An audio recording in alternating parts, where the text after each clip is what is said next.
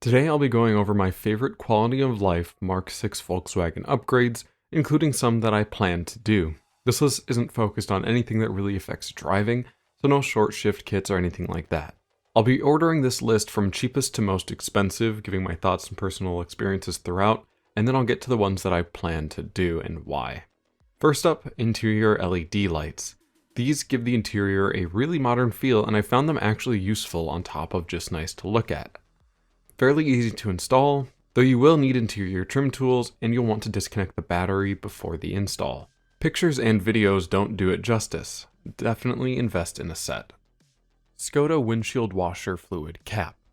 This only costs about $5 to $10 and it turns the fluid washer cap into sort of a funnel, and it's also rubber instead of brittle plastic that over time will probably crack. Automatic headlight switch. This is a very easy upgrade, especially if you get the kind with the light sensor in the handle instead of the one like mine with a wire and an external sensor. No more worrying about forgetting to turn the lights off and your battery draining. These plug right into the factory connections and work flawlessly. LED reverse bulbs. I'm not huge on LED bulbs in standard housings, however for reverse lights I think it is a huge upgrade. Two things to note, you will need to find ones that are CAN bus compatible to ensure that you won't get the bulb out error. And the other thing is that the bulbs will flicker when you first turn the key on. The reason that your car is able to tell which bulbs are not functioning before you even activate those bulbs in one way or another is because it uses what is called a cold start test. Basically, it sends a small amount of power through the bulbs and looks for the completed circuit. Combine that with how efficient and sensitive LED bulbs are to power and you get a flicker on startup.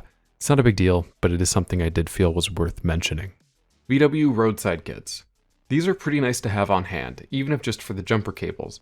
It's an extra peace of mind and everything included feels very high quality. Rear headrest swap. I pulled these headrests from a junkyard GTI. They're shorter and it dramatically helps visibility. Unfortunately, I haven't been able to find a link, but if you search on eBay or just go to your local pick and pull lot, you should be able to find a set. Blue aspherical side mirrors. These are really nice to have. The aspherical portion sort of works as a blind spot mirror, and them being blue helps a lot with light from behind you when driving at night. Rear cargo cover shelf. My car actually didn't come with one. I was lucky enough to find one for free on Facebook Marketplace. However, this is a nice upgrade to ensure that whatever's in the hatch isn't visible to prying eyes. VCDS or OBD11.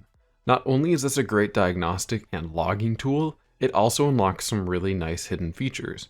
Unlock all the doors with one hit of the unlock button, more customization over your lights, windows up down from the key fob, disable the seatbelt warning chime, etc. In terms of which one you should get, I don't personally have an OBD11, I do use VCDS, but I'll be linking a video in the description comparing the two. RCD330 head unit. This head unit has Android Auto and Apple CarPlay. It's an OEM from Chinese Passats, I believe, so it's got a fantastic fit and finish. It's still touchscreen, it still works with the steering wheel controls. It's a pretty easy upgrade and it also improves the sound quality. Upgrades that I'm planning to do. Under seat storage tray. If you're a Second Amendment CCW type of guy, this is a great accessory to your VW. Wireless charging pad in the center console.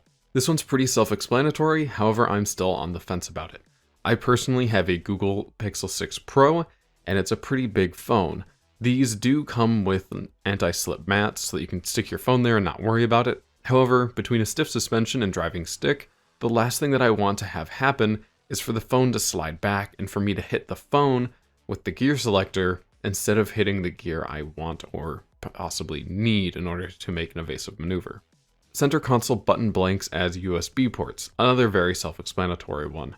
This is definitely one that I plan to do eventually. You can put USB-C, standard USB, add additional switches if you have a light bar or something.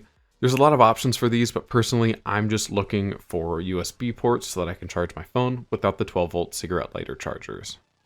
Change tray. This is a little cubby that goes right underneath the headlight switch.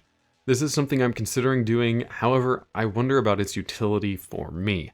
I keep my car pretty clean of unnecessary things. The only change that I keep in my car is 1 quarter for going to Aldi because I can't stand interior rattles. However, I could see this being useful for other things such as gloves or a hat. The one thing that does concern me about this piece is that there doesn't seem to be any sort of felt lining like you would find in the glove box. This might lead to extra rattles compared to just stashing something in the glove box instead. But if you do need more storage space, this is definitely a good option.